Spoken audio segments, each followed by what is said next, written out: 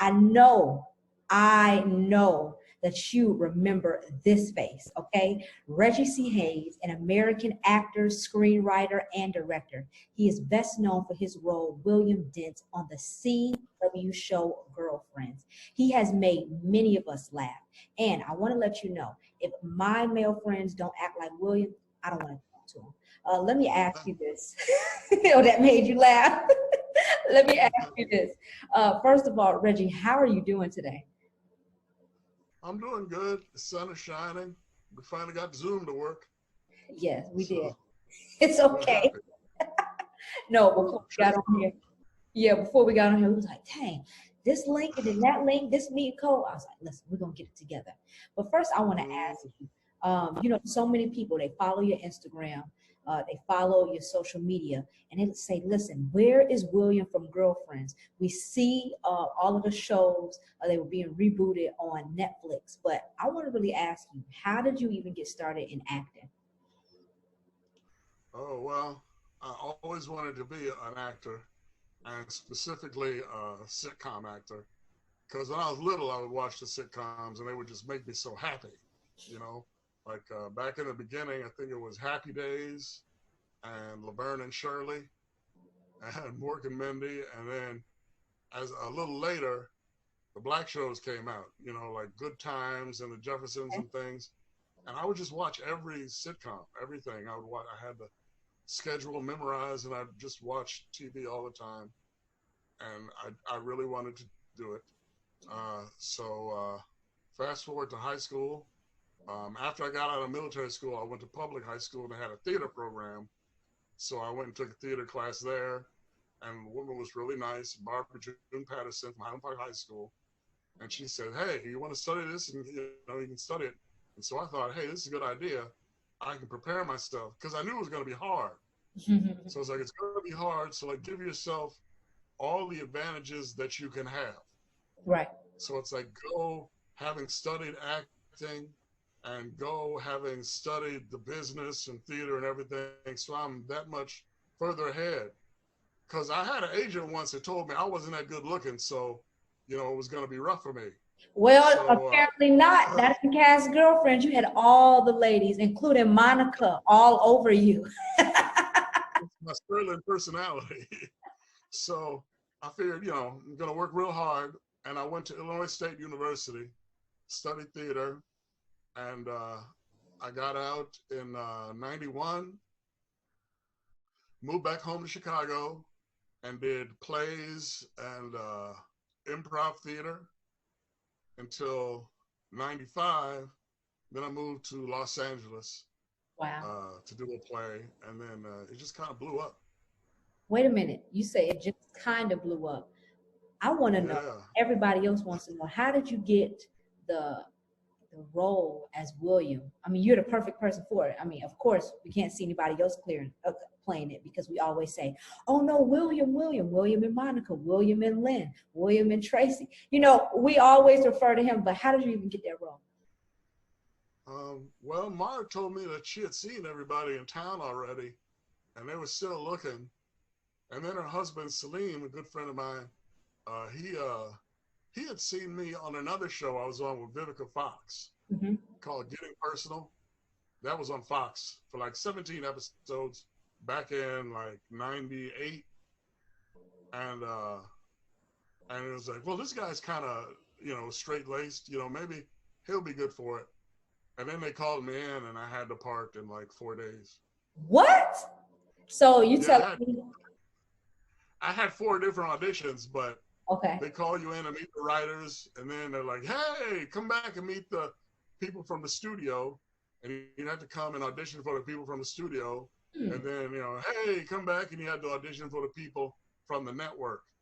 And then it's like that. But I've had, for a couple of shows, I've had maybe like 5 or 6 auditions. But Girlfriends was only, maybe it was like 3. It was like 3 or 4 auditions. Or maybe they saw me twice.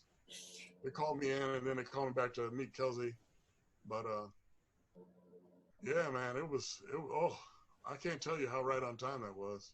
Yeah, that was definitely right on time, because when we look at the 90s, we look at the independence, and Black women, and we're also seeing like you know, it takes us back to, I'm not going to say a Love Jones era, but you still wined and dined and you treated ladies as ladies. And we're like, oh, see, William is paying everything for Monica. And it's a total difference in sometimes what we see in TV now. So many people are like, where's William? Well, yeah, I mean, it kind of showed, yeah, I think that's a good observation. That it showed Black people in more of a, yeah, I don't want to say bourgeois, but, you know, just kind of like, you know, middle class, classy existence. This is the way it happens when I go out. You know, I stand up when the girl comes in the room and stuff like that.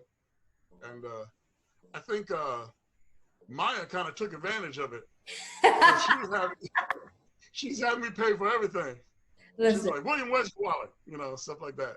So don't take advantage now, but the man should pay. Yeah, and I'll tell you this, but it also showed if you were a guy and you had, you know, all of these attractive ladies who are around you, obviously, you know, you're attractive, right? And so many times, yeah, and so many times you're like, okay, well, you know, does he always pay for us? And William, I mean, sometimes if you get mad at Maya or Lynn, you say you paying for your own self. If you got too much now, just like when you fire Maya as your assistant, we like, how y'all all gonna be friends? You fired your assistant. Then y'all go back to traffic. It's hard, you know. The workplace today, that kind of goes into the Me Too movement and stuff. Although Maya and I weren't involved, you know, we were friends, but she was, you know, taking advantage. But you know, they say you're not supposed to work with your friends because they will take advantage of you. You know, I've been through that. You know, where you hire your best friends. Mm-hmm. I actually did hire a friend of mine to be an assistant for like a couple of months, and then it's like they just, you know, we're just gonna do, you know, come over and play Xbox, and I'm like, no, you got to do what I say now. I'm your boss, but we really, you know, mirrored the life and stuff. It was really good writing. You know, it was excellent writing. Let me ask you this. You see different female directors, Issa Rae, and then also, I mean, there's so many YouTube content creators.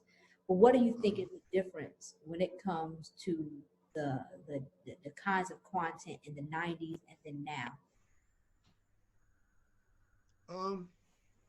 There's just so much freedom now. There's just so many people doing their own thing now. You can go on and create your own content and stuff, but like the world is just getting bigger. Like when I was little, you know, there was 5 TV stations across, you know, you had ABC, NBC, CBS. Fox came around in like junior high school or like high school. And then we had a PBS station. But then it's like, you know, it gets a little bigger. There's like more networks and then more. And now we have the internet. And then people are coming out creating what they want to do. Right. And it's all so, the universe is so big that the producers can look at your work now and go like, hey, you know, we would never even have thought of doing that before. Yeah. In fact, we would probably told you not to do it that way, but do it our way. You know, that happens a lot where you get a really creative person and they want to do something.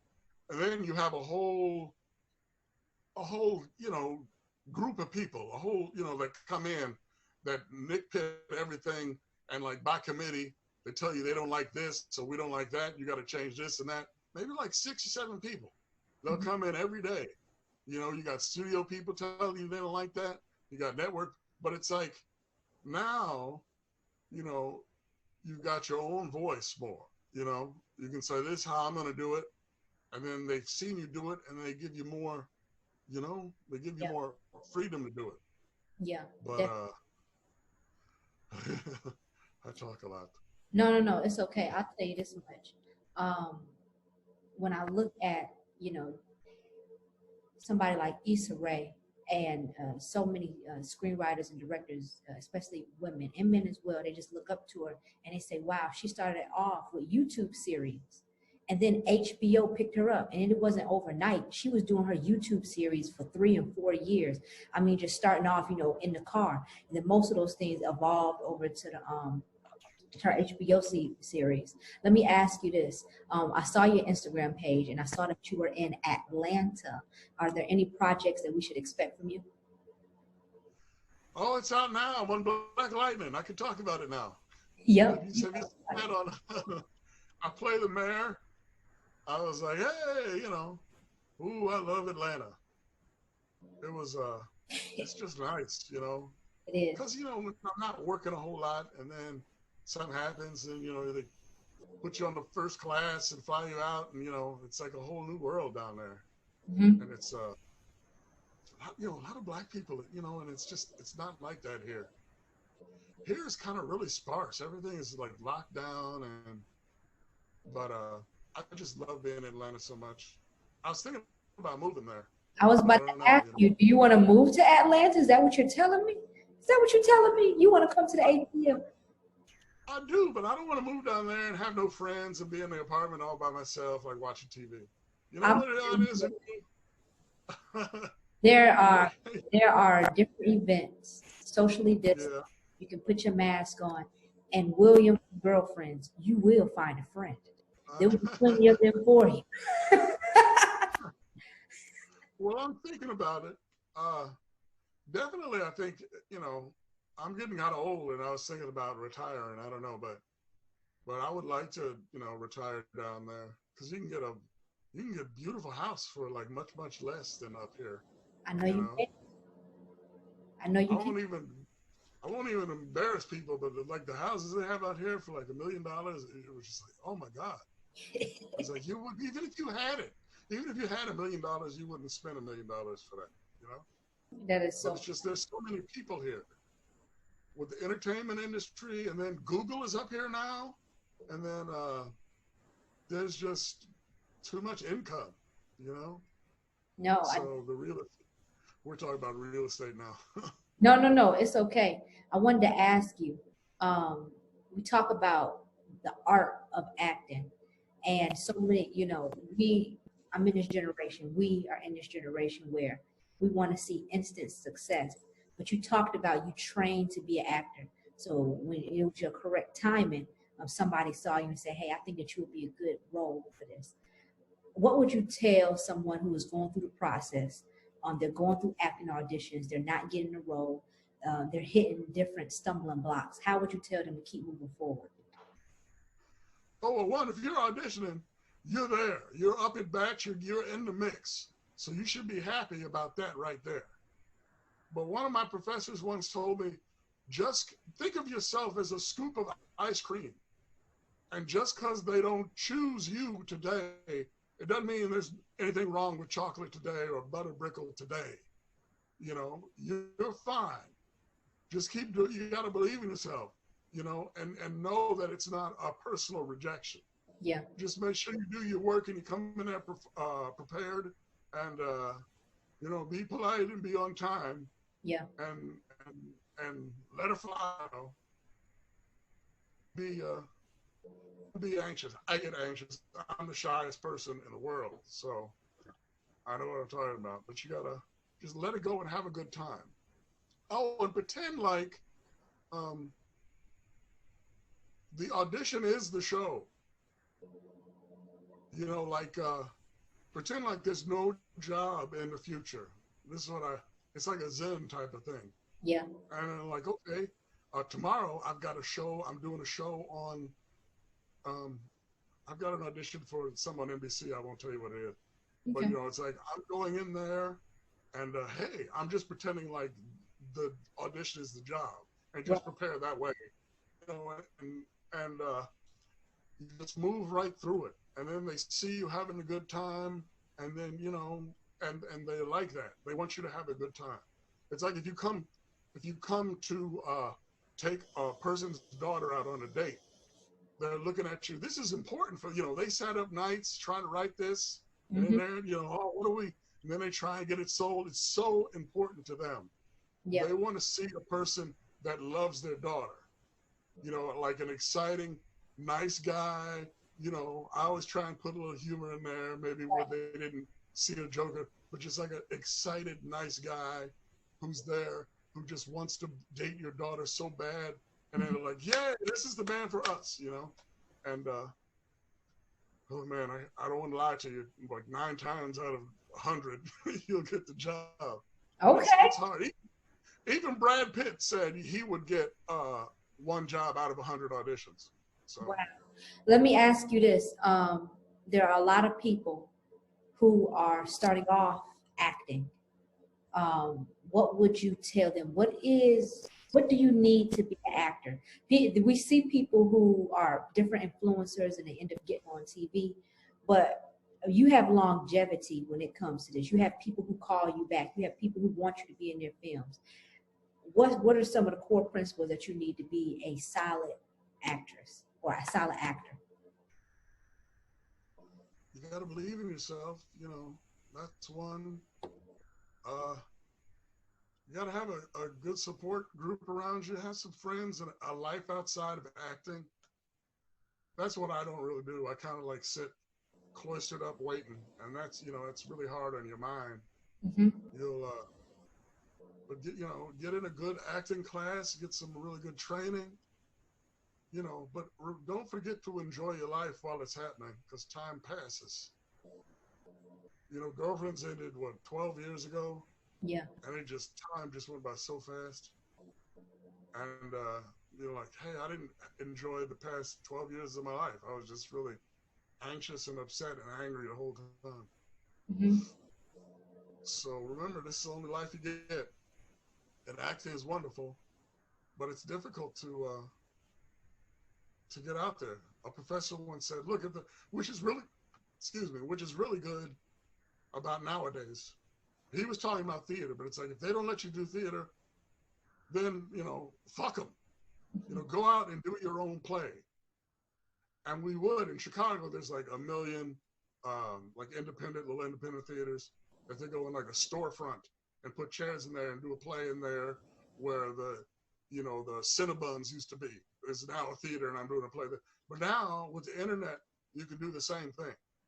You just get together, you know, with your friends or somebody who's really funny that can write for you, or, you know, and do your own thing, and then, you know, enjoy it. Because painters can paint anytime they want to.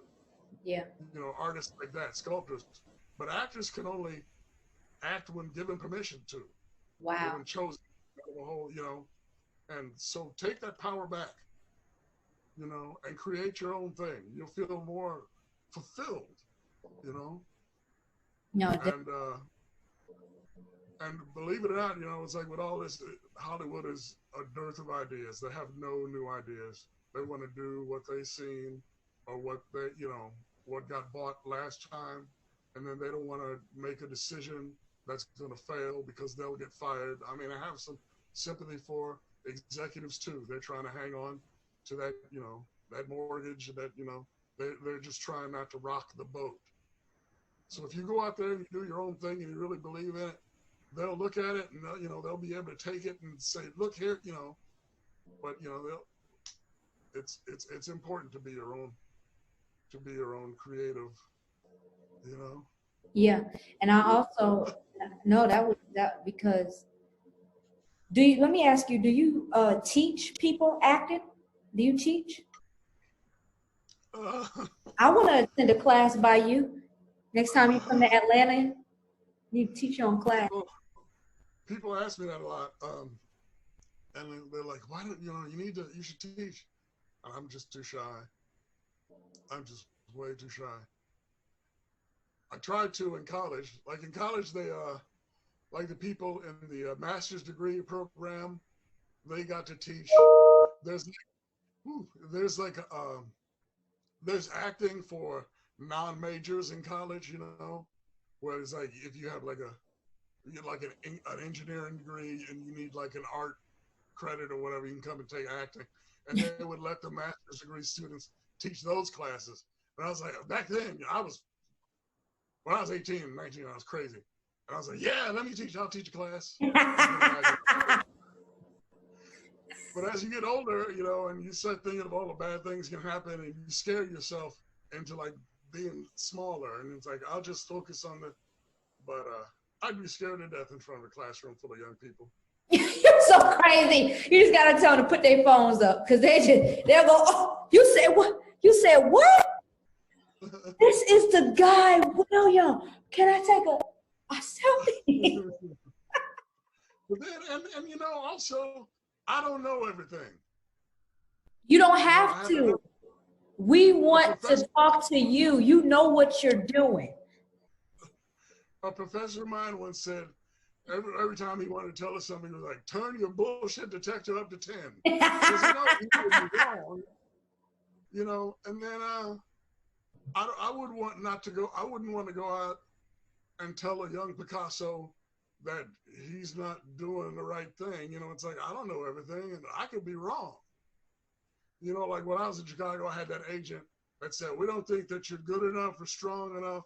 You're not what we call traditionally good looking. So we think you should go out to Los Angeles and do this play, but come back because we think Los Angeles will eat you up. And then I was on a TV show 4 months later. Come on now. Tell them what you don't know. I know. And then friends would run into them and I was like, hey, did you Reggie's on a TV show? I fired them right after that, of course. Mm-hmm. And then they're like, hey, you know, try and rub it in their face. But I don't want to be the guy to, like, you know, hold anybody back. Well, I'll tell you this. If you teach a class and you say, hey, I'm going to be on Zoom teaching, you're going to have 50 to 100 people, probably even more, sign up. I'm talking about if you don't put it out the day before. You know how many people would sign up your class? Yeah. It would be a lot. Well, maybe I'll have a, you know, I'll have like some courage will come and I'll try it out. Okay. Maybe. Well, I'll be attending. I want to keep going, you know. I want to be on TV. I want to do more, you know. It's heartbreaking. Mm-hmm. Today I saw a commercial for something I came really close to getting, and then I'm just like. Don't worry. Like you said, it's all about timing. And your time came 4 months. And like you said, train. But God, he got a lot for you. It ain't stop. As long as the Lord keep putting breath in your body, you have a purpose to be here. Why you think folks call you? Because they need to talk to you. When you call, if you call somebody, you want to answer, right? What you mean? Preach on, preach girls. No, but I want to say thank you. You talked about your new project that you was in. You also like to write. Is there anything that we should expect creator-wise? I haven't picked up my writing pen in a while, so I'm really focusing on acting right now. Okay. Although I have a couple ideas, you know, I'm just gun shy. I'm human. We might have to kick that shyness. I might just have to kick that shyness out you. I'm not one of those people that come out and go, oh, I'm doing this, I'm doing that. I'm honest about it. It's like, I'm shy about that. But I'm trying. I'm sketching some things out. And you're doing a great job. We love to see you. We love, when I saw you in Atlanta, I was like, he didn't tell me. I'm like, William didn't tell me. I'm like, oh, that's right. He don't know me. He didn't tell me.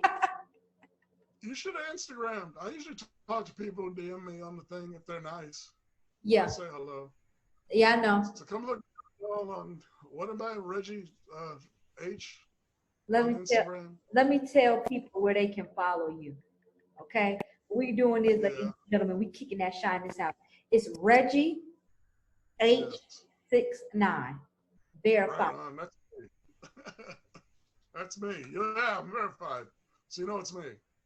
No, definitely. But okay, we want to thank you very much. Is there anything else that you want to tell people? Is there anything else that you want to say? Hey, listen to me. Don't give up. You got this. Absolutely. Don't give up. You got this. And when you do blow up, don't forget your Uncle Reggie. Give me a job because I'm here. I'm ready to go. And I want to work with you and make you look good. Okay. You make a lot of folks look good. Thank you very much. And we will talk to you later. Okay. Bye-bye.